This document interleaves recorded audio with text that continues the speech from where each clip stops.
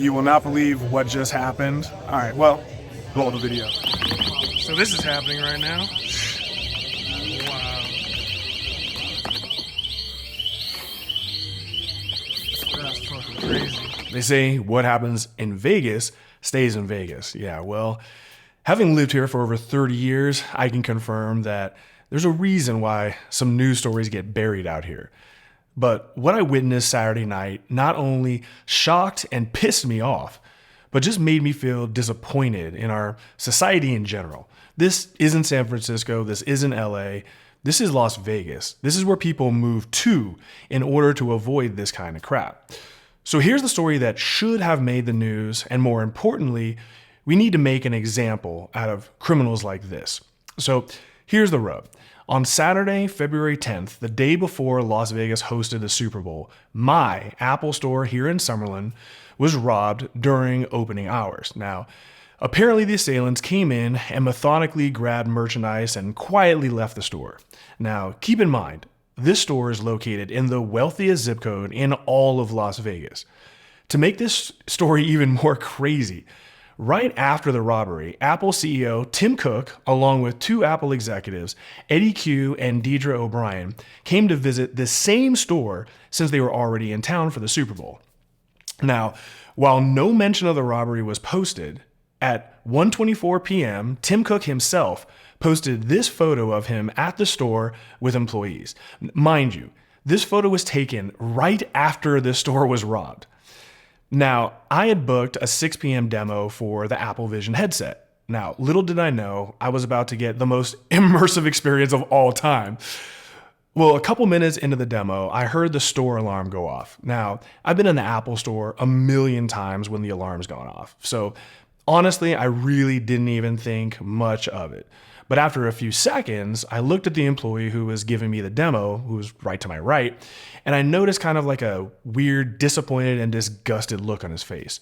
Then I looked across at my girlfriend and noticed that her face had gone completely blank and she was transfixed on something. So I turned around right as the robbers were literally walking right towards me with a handful of laptops.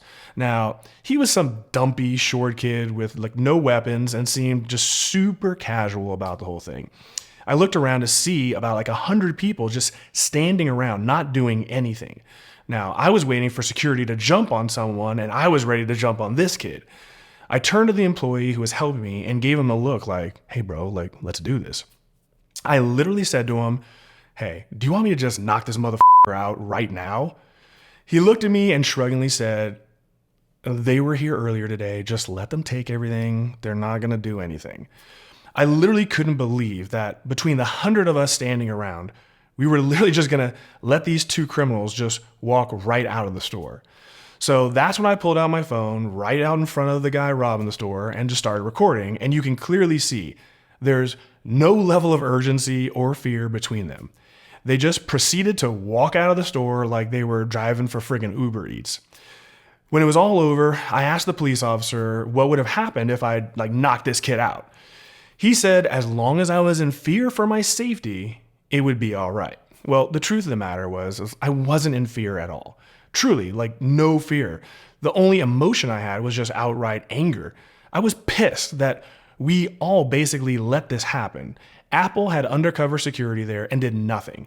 We as a group did nothing. And let's be honest, had I knocked this kid out and hurt him, I'd be one of 100 people. I would have been sued civilly. When I realized no one else had any intention of intervening, I too had to just let this crap go.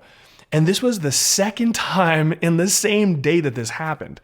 So combine this with the fact that the news never even bothered to cover the story. Look, I love my city, and I'll be damned if this place is going to turn into San Francisco. So let's have some transparency here. I want to know who these guys are. I want them prosecuted to the fullest extent of the law. And we, as a city, need to ensure that this type of activity is not tolerated. Vegas, we're better than this. If we allow bullshit like this to happen without any recourse or penalty, what do you think is coming next? I'm clearly not a legal expert, but it certainly appears to me that we need some form of legislation that allows business owners to better protect themselves and their customers in situations like this. That Apple employee was right. I shouldn't have done anything.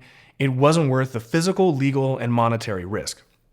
Let Apple take the hit, and then we all can pay $10 more per iPhone since we live in a society without any loss prevention anymore. But if we all stand around doing nothing because we're all afraid of being sued as good Samaritans, what kind of a society will we have where criminals are the ones with all the legal rights? It's just a sad statement on what our society has come to.